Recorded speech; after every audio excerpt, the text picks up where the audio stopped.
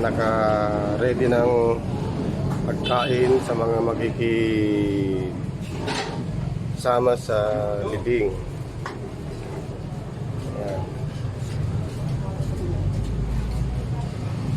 Tatagitad duman Kita pulis nga rodlaeng kano ko ng Wen. senior. Ah, tagakon. Yan na pulis. And dedication to my uncle, Senior Police Officer 4, Marcos Ramirez Tito Sr. He entered the Integrated National Police from 1974 and retired in the service 1996 as SPO4. He is the son of Mr. and Mrs. Marcelino and Pascuala Pinto, born on October 7, 1939 at Balalang Bantay, Ilocosur, and married to Mrs. Elena Ramos Pinto. Blessed with children, namely Bernardino, Jose, Marcos Jr., and Jojo. He was then assigned as the warrant officer of Bantay Municipal Police Station and received numerous awards and commendation during his service. Maraming salamat sa inyong serbisyo at pag-aalaga sa aming lahat. Mananatili kang alaala sa aming puso at isipan. Yan na tumatos, mulo na kami nag-servisyo. Siyempre dati 70s, mid-70s yata, siyempre 1980. Nanap si 2001 lain ni Marcos uray na nag-retire pa nagpagbanhit kada ko ano tapi di ka papalog saan mo na pinyan ada do malap mo na pinyan nali mo matusto na amin ni Pascal na kakabitoy pati nakaramanap si Teklap dito wala na binog ka din no bless pamilya Pinto. Kabagyan na, hindi tinatabak yung tinapulisan. Pag nabigatayan. We gather here today to pay our final respects to the dedicated servant of the law, retired SPO for Marcos Ramirez Pinto Sr. As we bid farewell to distinguished former member of the law enforcement community, we reflect on a life lived with honor, courage, commitment to upholding justice. Retired SPO for Marcos Pinto Sr. Dedicated more than 20 years of his life serving and protecting the community. His unwavering dedication to duty, integrity, and renew them. Throughout his career, SPO4 Pinto Sr. faced challenges with bravery and resolve, always putting the safety and well-being of others above his own. His legacy of service will be remembered and cherished by those who have the privilege of working alongside them. Pray the lasting impact of his SPO4 Pinto Sr. has had on our lives and the community. His memory will continue to inspire us to uphold the values of justice, integrity, and service that exemplified throughout his career. To the family and loved ones of SPO4 Pinto Sr., we offer our deepest condolences and support during this difficult time. May you find comfort in the knowledge that he leaves behind a legacy of service and honor that will never be forgotten. Your service and sacrifice will always be remembered and honored.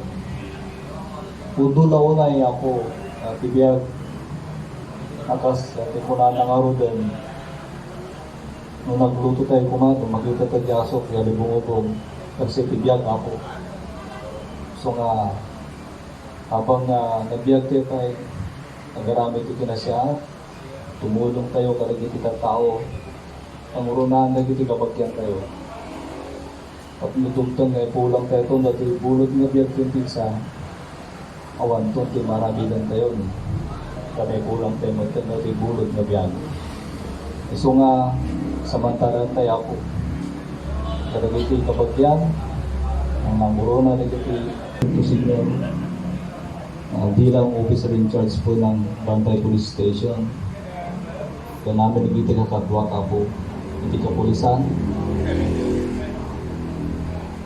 Ay taos puso kaming nakikiramay sa pagpanaw po ni Marcos Pinto Sr. For the spiritual message and prayer of hope to the bereaved family, andito na po ba si Sir Victor Rabang?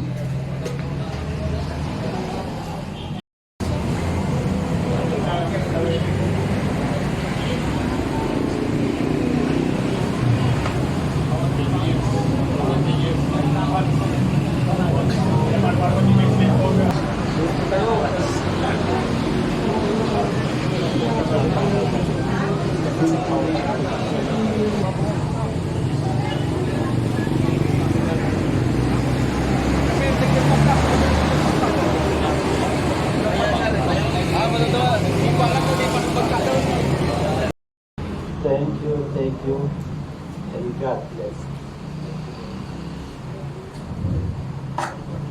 Thank you, sir.